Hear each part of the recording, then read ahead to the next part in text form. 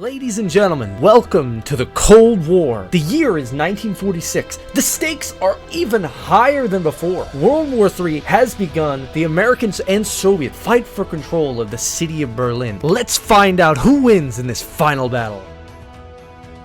Alright, so immediately off the bat, we got the Soviets attacking. We have a massive conflict in the middle of the map. The air war is going on at the moment. There's a lot of anti-air guns on both sides fighting to take down these planes. I don't think they're going to last very long.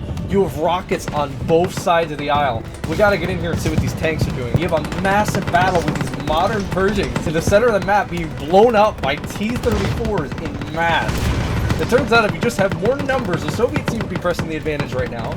You have the Allies in their fortified defensive line. The Allied rocket artillery is coming up through the center. It looks like the Soviets are about to win the air war. Soviets seem to have the tank advantage, but the Allies have this defensive advantage. The Allies also have the nuclear bomb. We have to see the timer on that. Is that plane still up in the air? If it isn't, I think the Soviets might or might not have this in the bag. We have a northern Allied tank push right now. We have Patton tanks moving on the front line. They're pressing on the left flank of the map. You have the Soviets crashing into the right flank here.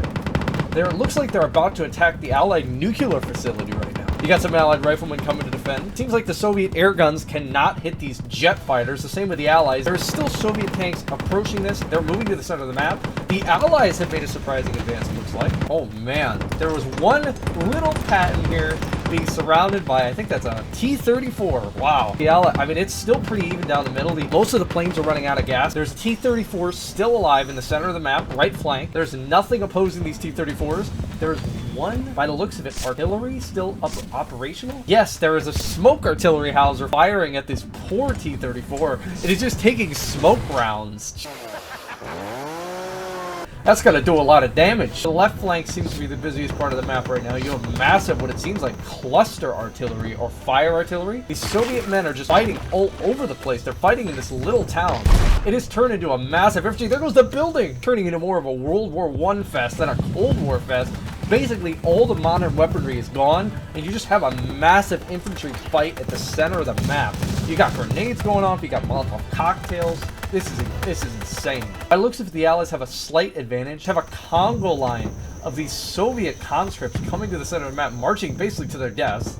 You have MG machine guns for the Soviets. They have a full defensive line back here. Now, ladies and gentlemen, this is looking like a stalemate.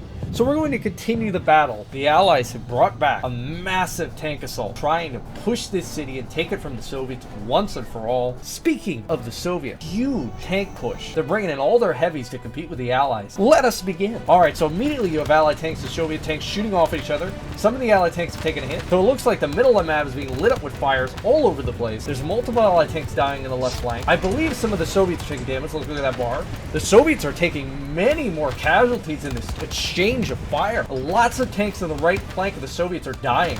Oh, the Allies' right flank just destroyed itself. You have these heavy Pershing jumbos and even these super heavies coming down the line. The heaviest tanks are starting to face off against each other. The Russians' heavies are still alive in the back. Super heavy tanks for the Russians. Now, who is winning the air war? By the looks of it, we have some Soviet planes that are just countering the Allies. Oh, Jeff Hummer just flew in the middle of the fight.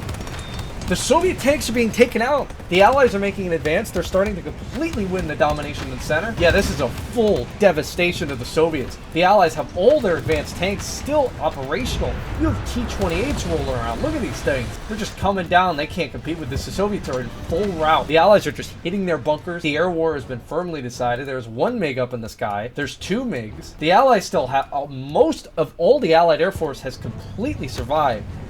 So, ladies and gentlemen, in a test of will, comparing which tanks are better, the Allies and the Americans specifically just completely dominated the Soviets here. The Allies are now marching their way onto Berlin with their heaviest tanks, ready to liberate the city. This city is completely surrounded. So the Allies may have won a minor victory, but the war is just to come. Just wait until the Soviets drop their own bombs. I guess we'll catch the Allies marching off to Berlin. Look at them go. I'll see you guys in the next one. Thank you guys so much for watching. Don't forget to hit the subscribe button and check out the rest of my videos.